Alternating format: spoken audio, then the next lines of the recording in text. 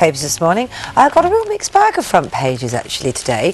Daily Mail, and it's over all of the papers really, but the Mirror has a big splash headline: 48 hours to save the euro to these elections. The Greek people have said no to austerity very, very clearly, but they want to save, they want to stay in the euro, and of course that actually isn't the option that Germany sees for them. Germany says, well, we're bankrolling you, so it's one or the other. You can either stay in the euro with the austerity measures or not. But of course, you know, Greece's an independent sovereign state with its own democracy, and it's voted against it. So there's 48 hours before they have to have new elections. It would look more likely than not that they will not be able to form a government and have to have new elections. If the people then vote again against these austerity measures, then there really is this scenario. And, you know, a lot of people could say, well, it doesn't really matter if Greece leaves the euro. I mean, what does that mean to us? But there is this scenario that's going to create a dominoes effect. And you've already got the people writing in the Times today. There's an opinion piece there saying, you know, why would Ireland stay in the euro if Greece leaves? Then you've got anti-austerity measures in Spain, in France, and so there's a kind of a domino effect. Another banking crisis. Oh, the world's all going to hell in a handcart. So that really is it's a major issue, and I think we're going to see it unfold over the next few days. We'll look at that a little bit closer, actually, later on, and the possible repercussions that it might have for us here in Britain. And what else is closer to home? If you have a sandwich at your desk, it can double your risk of. A lot more office workers than in the past eat lunch at their desk. They don't get up and have a walk around. Absolutely. Yeah. And 3 out of 4 office workers don't get up and take a wander around. And if you actually do sit down at your desk for 90 minutes, the blood flow to the vein behind your knee drops by 50%, which is much more significant than I would have thought. Yeah. And this is also an issue for gamers, people who are sitting, you know, at PlayStation thing for an awfully long time. And 60,000 people, there are 60,000 cases of potentially fatal blood clots in the UK each year. So, goodness. Yeah, so it's definitely worthwhile thinking about standing up and having a walk as the weather's nice, so get up, go for a walk, go and buy your lunch.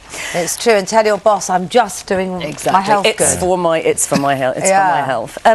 Okay, now this is a good story if you, like me, ever get lost in shopping centres, especially, you know, the really big ones, the kind of Westfields and things. And you think, I know that there's a kids' shoe shop somewhere, but I can't actually get it put on your phone. It's like a tiny little chip that goes into your phone. And then you can work out where it's going. You type in, you know, you type in whatever shop you want to find. And it comes up with a 3D map and tells you how to get there. That is perfect. You still wouldn't want to go shopping though, would you?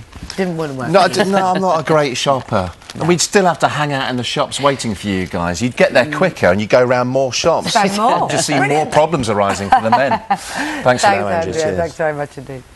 Gav, morning. Hi. Morning to you. Yes, very true, that comment as well. Morning. Pound for us. Well, there's another story that's related to that. It's a child benefit story. Yes. From the budget, George Osborne said that he wanted to cut child benefit to people who are earning £50,000 and over.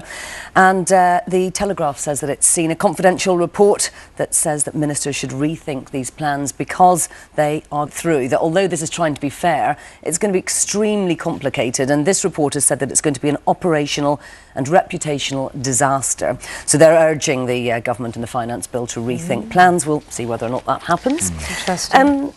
The Sun has got a funny story, actually. The headline, "We're well, Gel." Always rely on the Sun to come up with a good headline. It's about hand sanitisers. Very odd, but I mean, it's just one of those things that shows how, you know, the country's changed. In 2002, basically no one used hand sanitisers. They weren't really something when you very much about. Just something maybe you saw in a hospital, you know. Now, sales are up 1,200%. Wow. Loads of people have them in their handbag. You can buy them everywhere. And basically, you know, it's things like MRSA and avian flu and, you know, concerns about this, that we're using more, I mean, amazing amounts of it. The doctor does say, however, at the very end of this article, that it is just as effective to use soap and water. So you don't need to spend loads of money on hand sanitisers. But, you know, certainly times are changing. And I love this story, actually. This is in the Daily Mirror. It's called Bum Advice. And it says that blokes shopping fibs cost girls. Now, this is not really a surprise, I think, when you look at it. Women waste about £2 billion a year on clothes while shopping with men who are too scared to admit that, yes, dear, your bum does look too big in that. You know, basically, it's about men saying to their girlfriends or partners or whatever, you know, you look great, that suits you, Let's fits try it on you, Dan. everything. Dan? Let's just go. Have you ever fibbed? No. 7 out of Does my mum 10 look big in blokes this? confess to lying. Yes. See, that's what they don't want to say, isn't it? I know. I I don't mean it. I'm just trying to prove a point here, Andrea. See, she's absolutely devastated now, the poor girl. I know. But wouldn't you think more? I think women, you're more devastated if you go home, try it on in the comfort of your own bedroom and think, oh, this was a disaster. And then you really? Yes, really. I don't know. Yeah, I think, but it is a brave man. Full stop, says Dan. Yeah. But it's all men's That's fault. the story for I me. think it's the bottom line. All right, thanks very much. Actually, take a look at this. It's